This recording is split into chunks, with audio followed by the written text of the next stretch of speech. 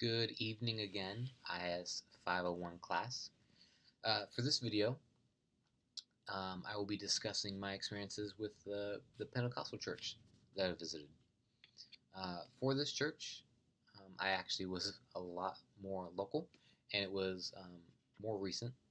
So hopefully, I'll be able to elaborate a bit more than I did with the Catholic experience. I went to the Rock Church in Elk Grove, California, um, and I found it, as I mentioned in the other video, it contrasted extremely with the Catholic church that I visited. What we have as far as worship, um, we have instead of a hymnal book, which wasn't there for the Catholic side, we had the projectors, and this church is quite big. The pews wrap around in a half circle, and we have the pastor, the bishop, well, all the pastors, the bishop, and all of the elders on stage, and they actually face the congregation. They had a choir that was both on steps, so they were raised above, and then there was also choir on the stage with the elders and pastors. Worship very very loud, um, and there's not you kind of get a sense of how long it's going to be in the Catholic Church. With the Pentecostal Church, um, it can go as long as the Spirit leads them. So, that might be 30 minutes, 40 minutes, it might be an hour or more. Um, the structure is kind of fluid for the Pentecostal Church. This was my experience there and with other Pentecostal churches. So worship definitely looks different. It is more engaged. You can come in for the first time, kind of have an understanding of what's going to happen. Words up on the screen, you can follow along. Um, but this particular church was quite loud. There was an older lady in front of me who looks like she goes often, who was holding her ears the entire time. Kind of felt bad for her. I just didn't have earplugs, so Sabbath keeping, similar to the Catholic Church, it wasn't mentioned um, per se, so I don't know exactly. Just from the experiences I've had between the Catholic Church and the Pentecostal Church, Sabbath keeping isn't something that was mentioned on either of my visits. Um, Confession, also not mentioned. Um, Although the pastor did throw some people's dirty laundry out there, um, I didn't. I felt uneasy, and I was brand new. Um, I couldn't quite understand. He did preach about only gossiping if that gossip is about Jesus. Don't gossip about other people, but if you're going to gossip, gossip about Jesus. But then they kind of went out there. It felt a bit hypocritical. Um, as I mentioned with worship, praise is big. It's big. It's loud.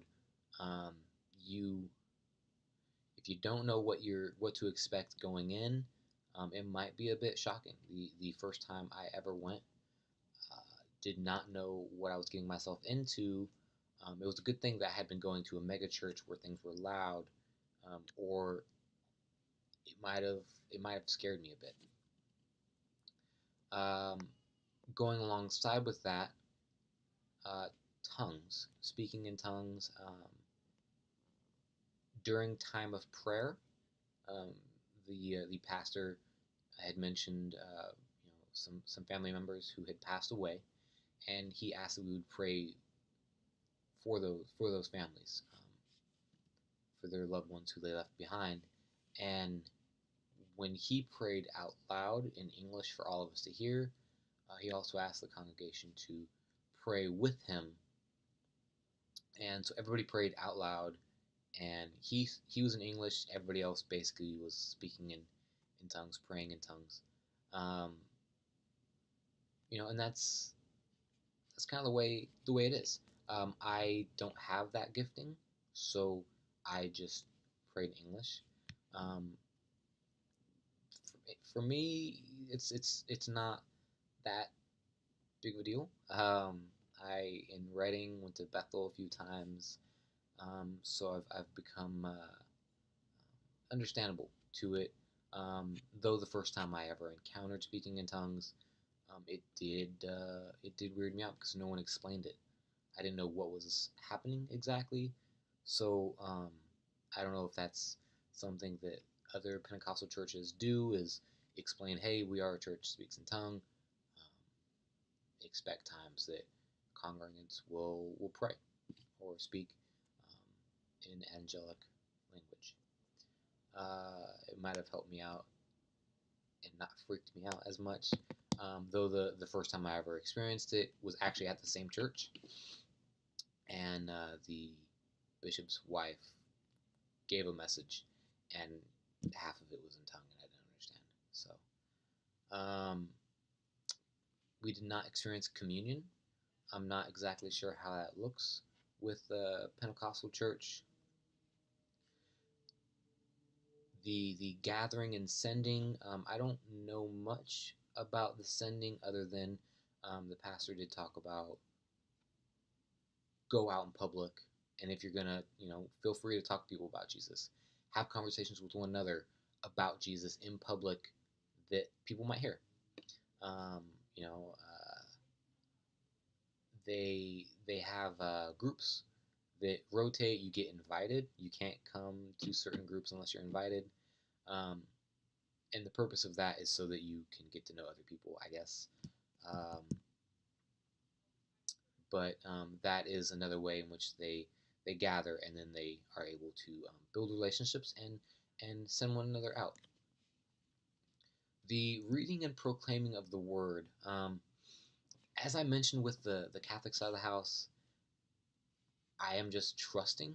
I know the schooling required to be a priest, to be a Lutheran reverend, and the Presbyterians also have a high standard for being a pastor or a reverend.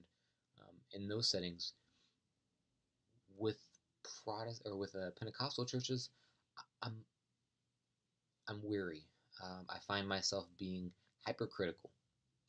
That when the pastor is giving a message, um, I'm I'm thinking about it probably more than I ought to be.